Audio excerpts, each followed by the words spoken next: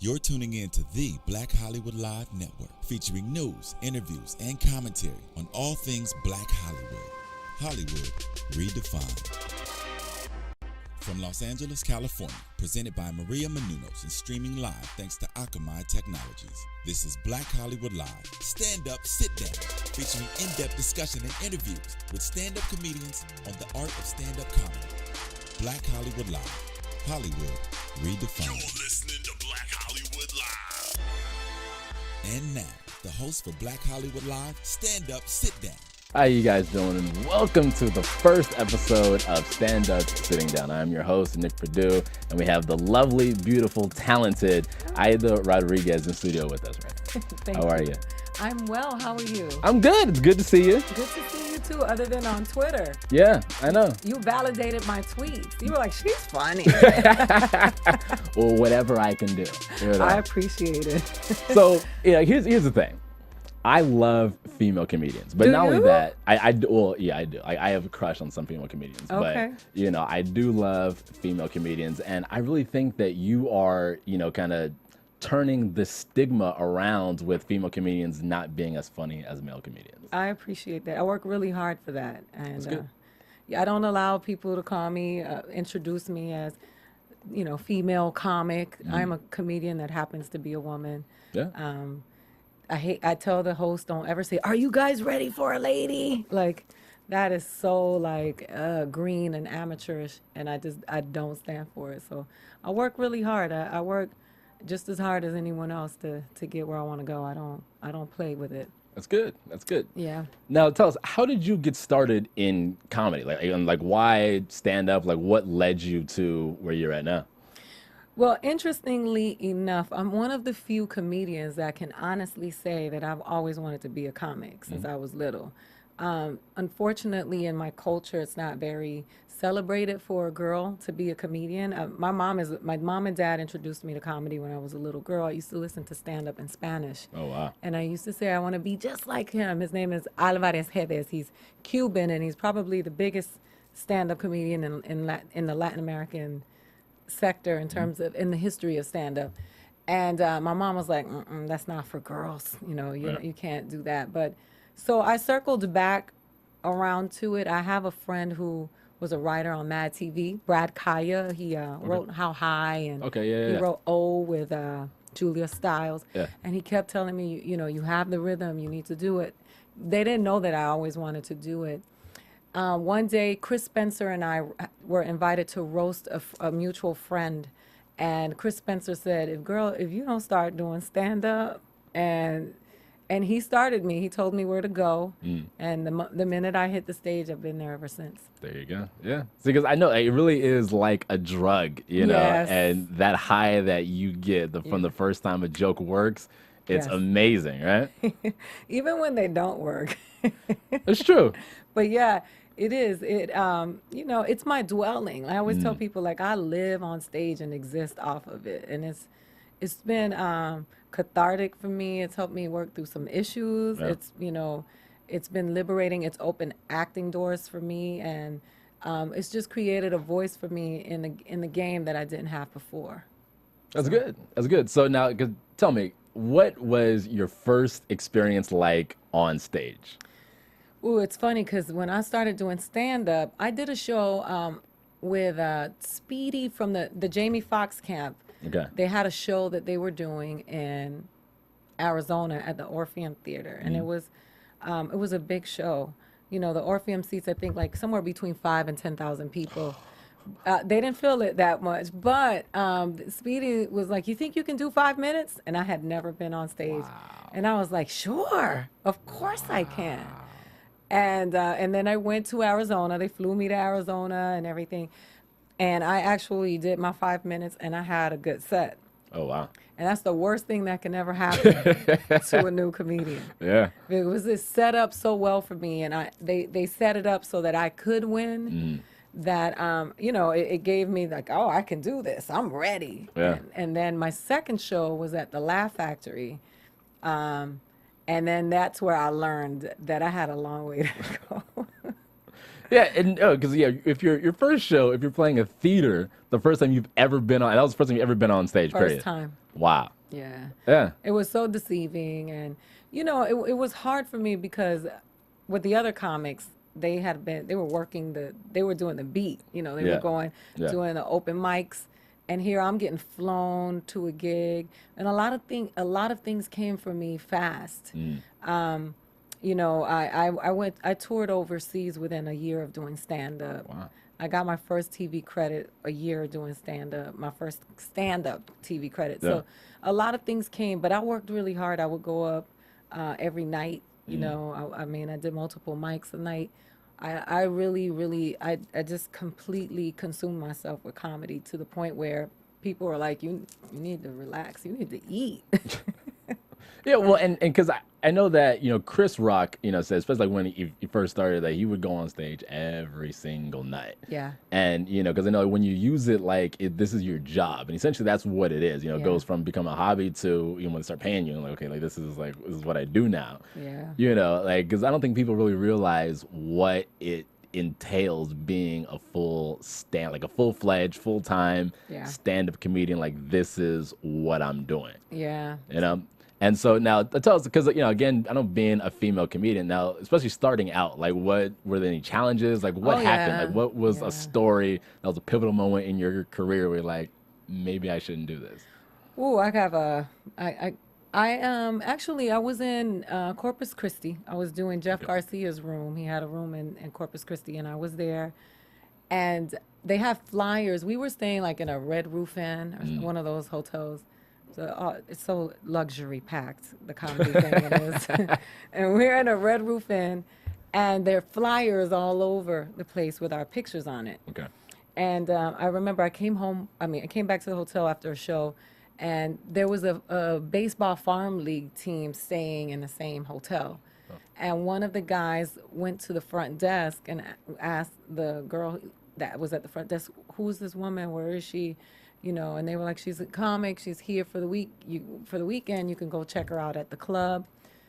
A couple of nights of doing that, he finally wore her down, and she said she's in room 208. And in the middle of the night, he was banging my room door down. Wow. And I had a panic attack because I was in Corpus Christi, Texas, in a Red Roof Inn that was next to a truck stop, and a farm league baseball player was banging my door down.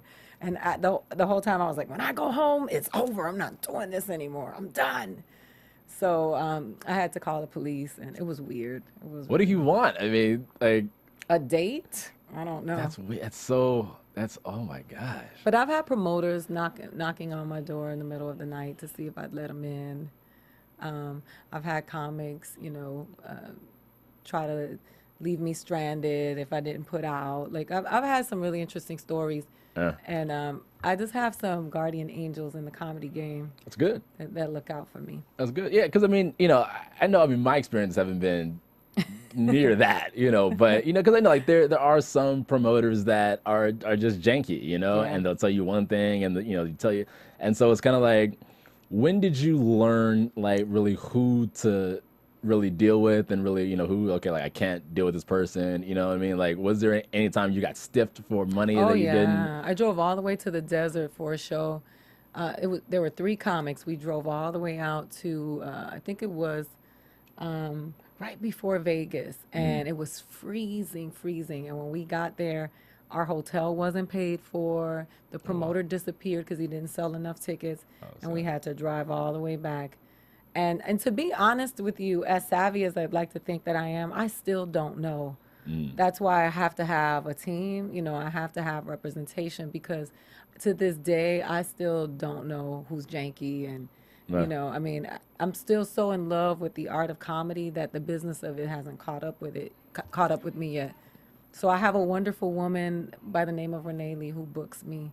And she does all of the research and all of the dirty work to make sure that I don't get raped on. That's good. That's good. That's good. So okay, now let's go on to a lighter note. Now, best show so far. What would you have to say in your career as of yet? Like, what was your best show that you're like, oh my God, this is like? It's a collective, but I'll tell you, the best shows are never the big shows. Like I did a show at the Laugh Factory in Long Beach on Valentine's Day. And I got to tell you, that was probably one of my favorite, best shows. I was in good company. The venue was completely packed. Yeah. It was the best audience. They were there to play, and we had such a good time. It was that's got to be in the top five that I can remember. But most of the shows are really like these small shows where people come up to me and they know my jokes. Yeah, yeah. And I cannot neglect or omit going overseas to entertain the troops. I went to South Korea and I performed on the DMZ line to like 50 troops that were about to be deployed to wow. Afghanistan, and that was maybe about 4 or 5 years ago, where it was still in the midst of turmoil and conflict. At that point, it was at a very high point. And just to know that we were entertaining some people that might not come back, that was probably the most special show I've ever performed on. Yeah. Yeah, because you have greats like Bob Hope, that really kind of, started that. My and hero. So, and so it's good to, fall in line and really have people, because, that's a totally different connection when, you make with someone, especially, you're not in the United States. And so, you're their little piece of home. Yes. And you understand it. See, that's really what it is. You're a piece of home. You remind them, you give them hope to come back, and then they feel celebrated and they feel special, which I think they should. And I say that at all my shows. I always take a moment for our troops, no matter where you stand politically. Never neglect to celebrate those that put their lives down to give you the freedoms that you take for granted every day, I turn it to Jack Nicholson and A Few Good Men. How dare you? Now, I know, a lot of comics, because I talk to comics all the time, and so everyone has their own way of writing down jokes. Right. Like me personally, I don't really write jokes anymore. Like I'll like write notes. So how do you like come up with a joke and construct a joke? Like, what's your process? Well, I'm a prose writer. I've been writing since writing has been the one thing that I've done always, and that connects to everything else that I do. And so I'm such a prose writer. So when I write my jokes, I develop them in levels and layers, and I go into the tags, and it becomes really lengthy. It doesn't quite work out like that on stage, but it works in my brain to help me the transitions and the segues and how to get from one place to the next within that same bit. Yeah. And I'll write in the middle of the night. Really? Yeah. That's weird. It is. I'll wake up at 3 o'clock in the morning and start writing. It happens to me all the time.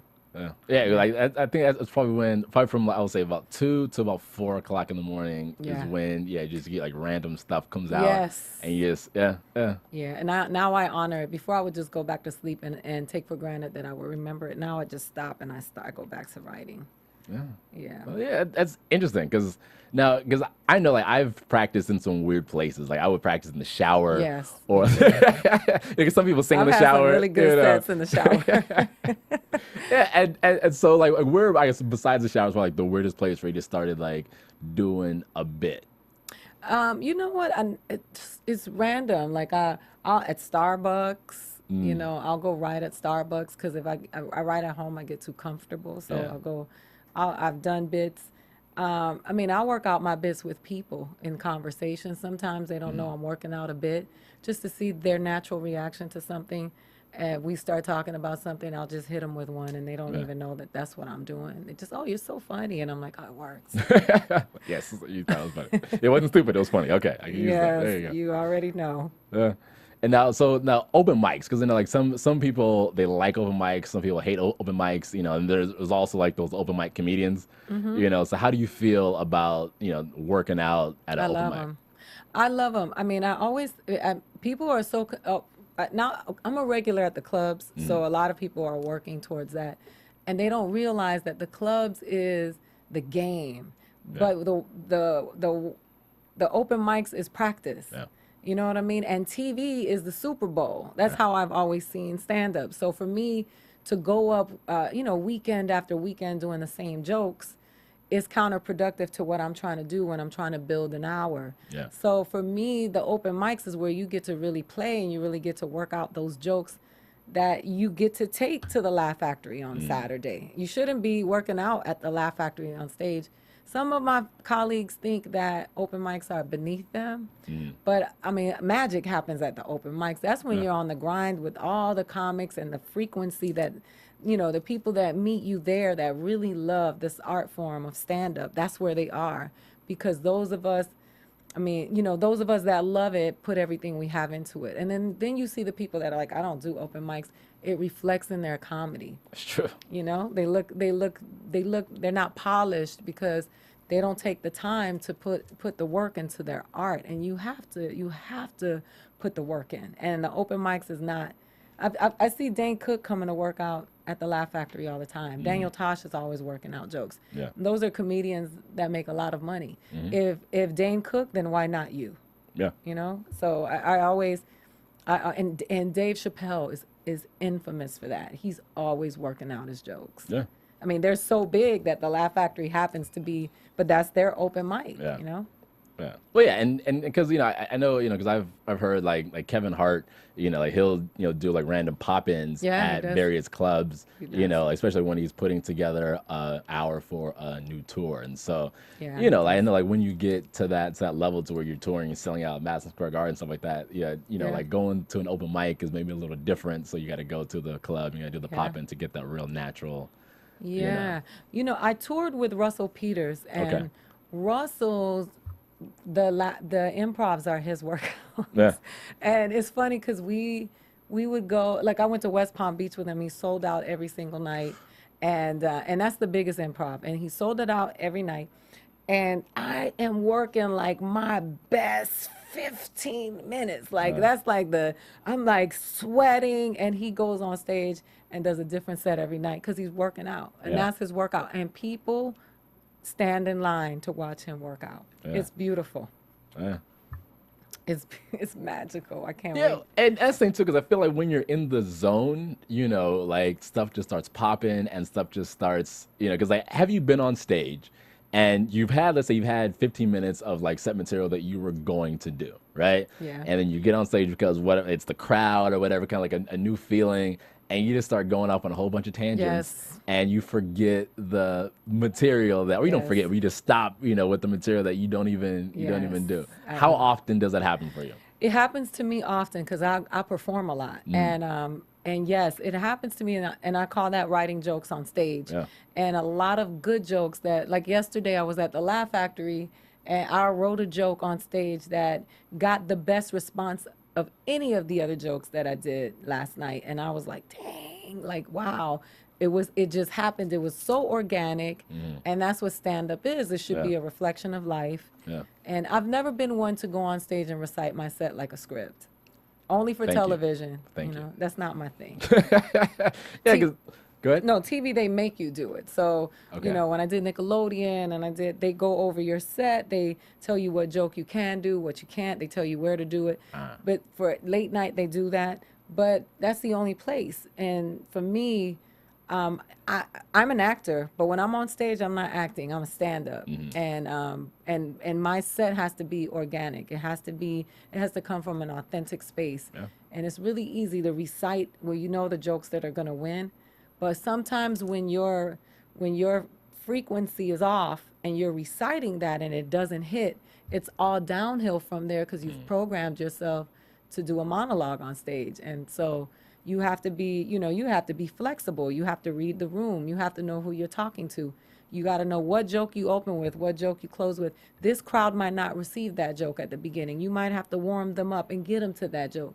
Yeah. You got to really do your homework. Yeah. I love this stuff. No, I see, and that's the beauty of it, because like I know there's so many people, there's so many actors who do stand up just to do stand up. So many people. Okay, let me try it, and I get that, I understand that, but I feel because I feel that I am a student of the game. Yes, me right, too. and I feel that a lot of comics should stay students of the game, and that's how you keep getting better. You I know? agree with you 100%. Yeah, and then when you see people who just do it just to do it, they don't take it seriously. That kind of is like, what are you? Pisses me off. Yeah, it's like, what are you doing? They're trying to get famous. You know, they Exactly. want to be popular. And you can do that now, guys. You can all quit comedy. I hope you all develop an allergy to chrome and never touch a microphone again and get popular on Facebook and let that stage be for those who love it. There you go. There you go. Now, speaking of Facebook Mm-hmm. and Twitter and online stuff, right? Because you know there's this new crop of social media comedians. Yes. Right? So, because I know there's been a lot of talk between like actual stand-ups and, you know, just people who put funny stuff online. How do you feel about those people who are online? Well, they serve their purpose. You know, I have a good friend who's a really popular person online, and I always tell him, because he's always like, "You're not funny on Twitter. You're not dropping a joke all the time." And I'm like, I drop jokes on stage where I'm supposed to drop jokes. I can't put my bits on Twitter anymore because I see people stealing them. I mean, there's a young woman out there who's got a strong following, but all she is doing is reciting or repeating other people's bits. That's my intellectual property. That's my job. Those are my tools from work. So I can't go there with you on Twitter. But if you'd like to join me on a stage one day, then I think they serve their purpose. I think there are quite a bunch of hype men and hype women on Twitter and Facebook, and they get their swerve on. But they get their gangster on online, and then in real life they're pretty not very dynamic, and that's what the internet does. It gives a voice and and allows people to create these personas that are a projection of what they want to be, where people like you and I are brave enough to take who we really are onto the stage and be vulnerable and expose ourselves, and not to knock them, because everybody's not going to be a Chris Rock, but I just hate when they're glorified, like, oh, he's so funny, he's so fun.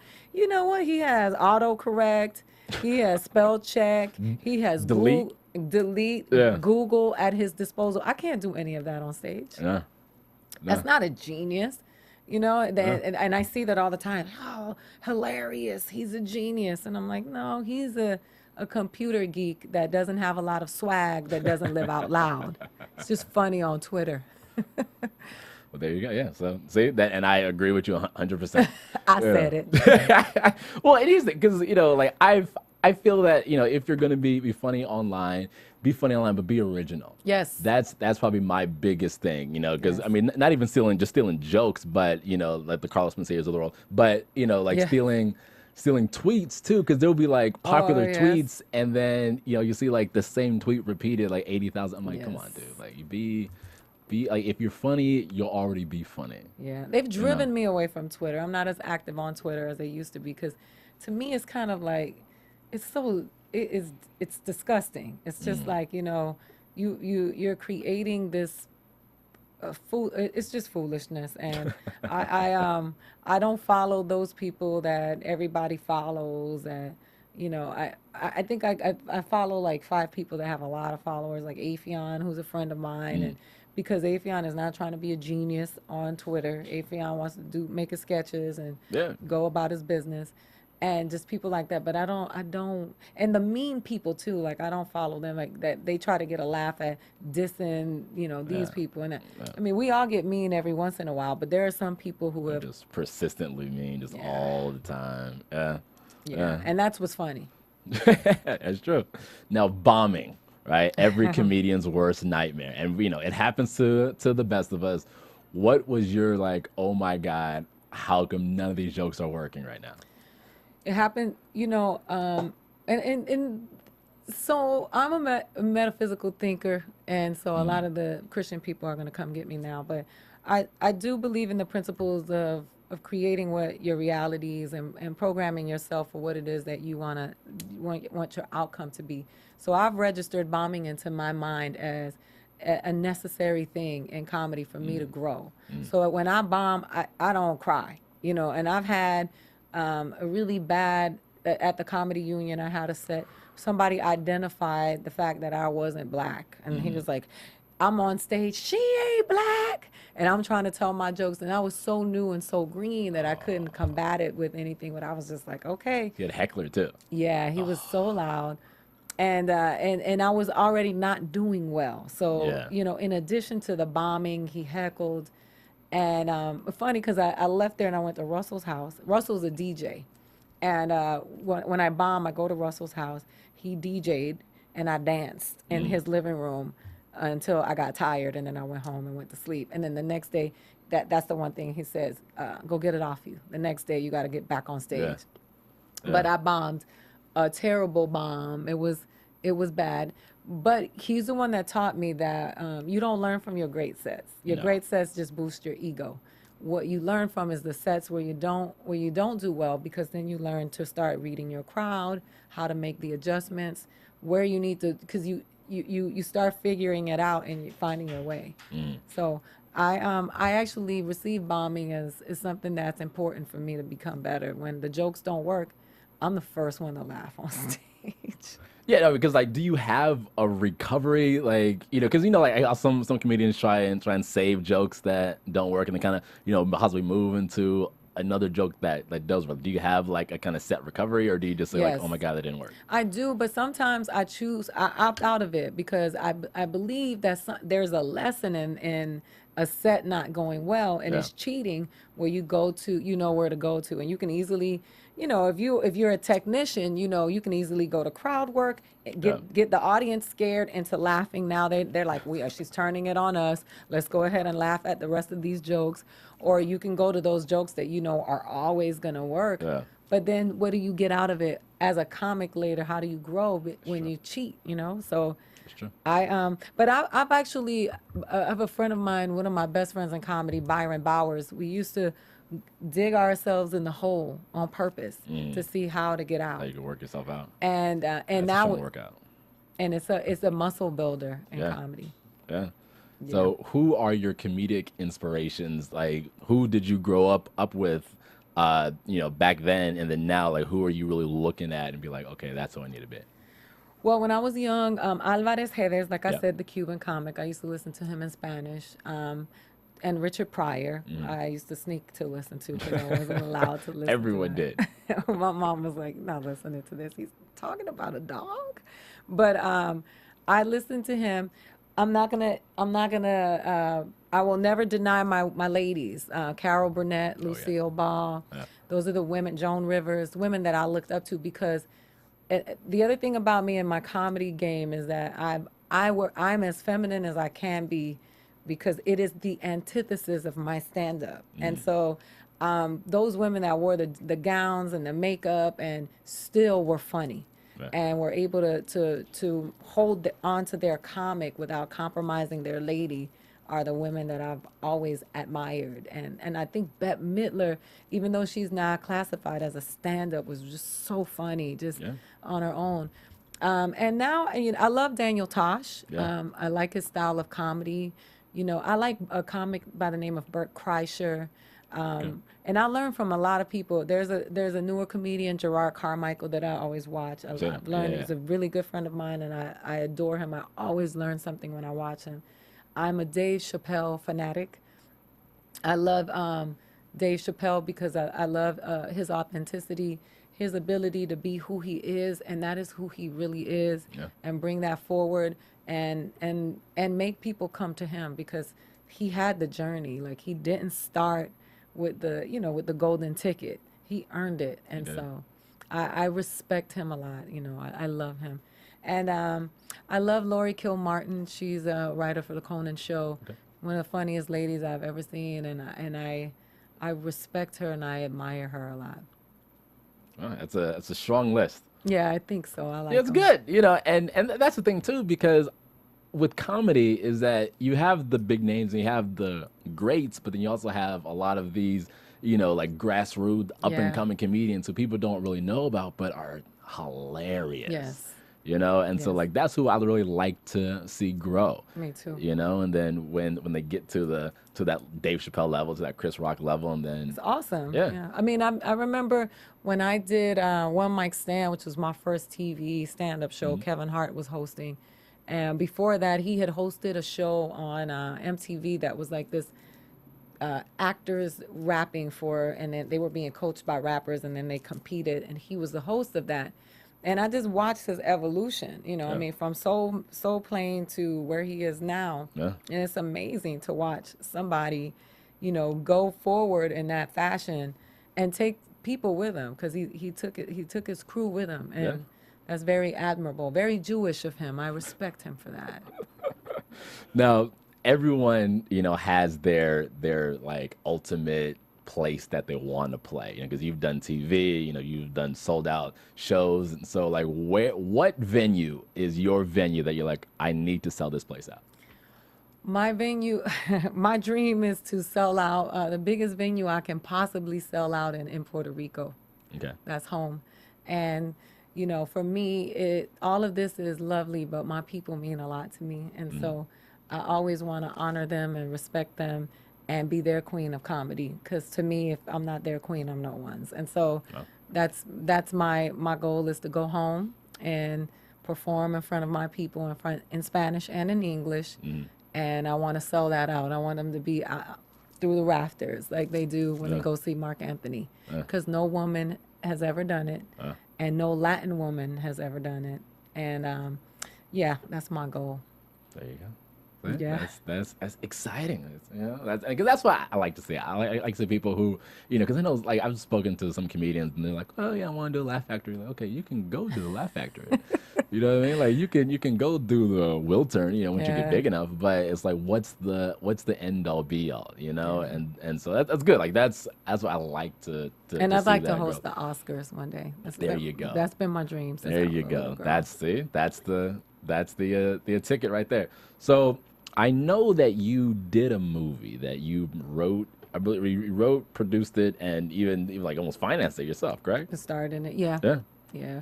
Actually, I made, okay, so Sunday School I wrote and produced. I was not in it. I produced another movie. I co-directed a movie with Glenn Plummer from South Central. And then I went on to produce my own film, The Greatest Song, which I wrote, produced, and I starred in alongside Lamont Rucker from the Tyler Perry franchise. Yeah. And then I did another movie. We did another indie called Brainiacs in La La Land. And now I'm working on another film. But yeah, I've always made my own movies. And you know, they're my film school. Like some people go to film school. Me actually producing my films have been my own film school. And this movie that I'm making now it's a bigger budget that I'm really excited about, because it actually made it to like the final cut of the Sundance Writers Lab competition, and it's something that I've been wanting to make for a long. It's like my the movie that Jonah Hill did, that was Seth Rogen's movie, the movie about the high school kids. He worked on that for Superbad. 10 years. Yeah, it's Yeah. my Superbad. Yeah. So I've been working on that. Yeah. There you go. Yeah, and no, because like, did you start creating your own movies? Was it because people wouldn't cast you, or and you're like, I'm just gonna make my own lane? Sure, but I mean, I just think that Thomas Edison said everything comes to those that hustle while they wait. And so instead of sitting around, complaining because I'm tall or because I'm ethnic and they don't have the roles, I just decided to write the roles and create the opportunities, not just for myself, but for others that I think are talented people that should be working. And you should always stay in practice. And so, yeah, I was like, I'm not a complainer, and I don't sit around and wait. I stay in action. And so I was like, I'm making a movie, and everybody was like, she's crazy. And I got distribution for it before I made it, and Image produced, distributed. And now it's a movie I made for very little money that's grossed over $300,000. It's been distributed worldwide, and it's on BET in England right now. So, I mean, that's where you start, you know? Yeah, and I hope I will be making the movies that you'll see on the big screen. Yeah. So yeah, I'll make them. See, that's exciting. You're an inspiration, to a thank lot you. of people. Now, before we wrap up, who do you want to work with? Like, who do you want to two questions. Who do you want to tour with? And then who do you want to do a movie with? Ooh, touring, You know, it's funny because Russell Peters put in my head, "You're nobody's feature. You are your own headliner, and you will not be my feature because you're gonna do your own thing." But if I had my druthers and I could work with anyone that I could work with, I would work with George Lopez because he reaches the demographic I so pined for, like my Latin people. Um, I would love to work with Ellen DeGeneres. Yeah. You know, I Yeah. love Ellen. I love her energy, and I would also like to work with Louis Black. Ah, I love Louis Black. he's hilarious. Angry, but Yeah. hilarious. He's so funny, though. I love him, and I love the way he thinks. In terms of acting, I lean more towards the dramatic in the acting, Okay. which is interesting because I think Dane Cook is such a great dramatic actor. Like Yeah. we are so dark, and comedy is our therapy, Yeah. but we have so much stuff to work out. Dramatically, I mean, I've always wanted to work with Sean Penn since I was a very young girl, and Michael Bay is somebody I want to work with because he gets the comedy, like, you know, just like the kind of comedy that I like.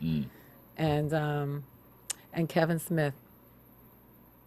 I love Kevin Smith. So There you go. Yeah, it's a good little roster there. yeah. You know? So yeah, that's exciting too. And you know what I think is, I think you need a show. This is just me personally. I think I think you so, need too. a sitcom, you know, that'll go 7, 8, 9, 10 seasons or whatever, and then, you know, like a female version of Seinfeld. I appreciate it. I've written it, so from your mouth to Hollywood's ears. There you go. I believe that too. So Yeah, because it's something that I think TV is missing right now. Mm-hmm. You know, and you know that we need more of Aidas on TV. yeah, we need more Idas because the women that are on television, they're great, but they represent one specific demographic that most of the women in this country cannot relate to. Yes. So I think that the voice of, you know, there's so many people that need to be heard, and Yeah. and so many stories that need to be told. There's room for us all. So I look forward to that. You know, I really do. Okay. And then so for your tip for these new young comedians watching, and for even, you know, the veterans that are in the game watching, like what would be your tip to the comedians out there who are struggling, like, oh my God, I can't do this anymore? Like, what is your tip for them? Well, I'm never gonna quit. I moved here when I moved here with about 5 of my friends, and they're all gone. They've all quit and gone back home. And you can never quit. But you know, when it comes to stand up and when it comes to the arts, I believe that persistence is your greatest tool. You have to believe in yourself because they don't start believing in you until something happens. So you got to really believe in yourself. When it comes to stand up, I tell everybody, go on stage, go as you, because you are eventually going to show up anyway. And if you go on stage and you are yourself, you can never lose. Whether they laugh or they don't laugh, you never feel cheated. But when you go on stage and you tap dance and you do whatever you think you need to do to get a laugh, even when they laugh, you get off stage and you don't feel your best. And I'm speaking from experience. I always feel like if I go on stage and I'm being my most authentic self, I always win. And I always feel good. So you got to be as you. That's what they want. They want you. They want you. They buy into you, and then they buy into what you're selling. So take you on stage. Okay. And stop stealing my jokes. So are there any projects that you have lined up coming up within, you know, the next couple of months and rounding out the year? Yeah, at the end of the year, I'm going to daytime television with Judge Joe Brown. Okay, it's exciting. With Ion Television. It's a show in the style of The View and The Talk, and it's him with 3 women, and I'm one of the women. And it's called Hot Topics with Judge Joe Brown. He's not doing his judge show anymore. And it's really interesting because we interview reality stars, actors, singers, politicians. There's another judge on the show, and they do their political thing. And then Another of our hosts is an entertainment reporter, and then me, the comedian. So it's a really interesting. We shot 4 episodes, and we interviewed Paris Hilton's mother, and amongst of other people, politicians or whatever. But it was a really interesting mix to see. Yeah, it's a nice collection of folks on this panel here. Yeah. And like The View and the Talk, they don't have a male point of view. That's true. And so he offers that, and so that's gonna start. I think we air September. We're gonna be airing after the Wendy Williams show, the majority of the markets, and then I'll be headlining my own single Hot Mommy tour, which I'm really, really excited about, and so it'll be my first headlining tour. That's exciting. That's exciting. And Yeah. so where can people find you online? They can go to funnyaida.com, AIDA.com, and everything that is there, Instagram, Twitter, Facebook, is all connected there. I have my new T-shirts coming out. I don't know if I can show this because it has the word bitch on it. And I just said it. Yeah. Can I? Yeah, go ahead. Okay, this is my new T-shirt line. And actually, I haven't released it yet, and I've already sold out. Wow. But this shirt is really not about being bitchy. It's just about, for me, bitch is an acronym for being in total control of herself. And this shirt is just, I'm just acknowledging those people who are offended by my audacity to feel good about myself, because I cannot tell you how the culture of people being negative has grown so much, and everybody gets so mad when somebody else is doing their thing. Yeah. And so I don't want to be Kanye to the full effect, but I got a little Kanye in me. So these are my shirts, and I'll be selling them on my website, and we start selling them soon. So they'll be on sale by the time this airs. And There there's you my go. show. There you go. See? It's very exciting. Well, I definitely want to thank you for coming in. Oh. I had a great time. I learned a whole lot more about you. Yes, I popped your cherry. This You is did. your first interview, You right? did. I know. I was nervous. I'm I've still always nervous. wanted to do that. So thank you. Thank you. I had a great time. Thank you guys for tuning in. From producers Maria Menounos, Kevin Undergaro, Phil Svitek, Dario Kristen, and the entire BHL staff, we would like to thank you for tuning in to the Black Hollywood Live Network. If you have questions or comments, tweet us at BHL Online or email us at info@blackhollywoodlive.com. For more exclusive content, visit blackhollywoodlive.com. This has been a presentation of the Black Hollywood Live Network. The views expressed here are those of the hosts only and do not necessarily reflect the views of BHL or its owners or principals.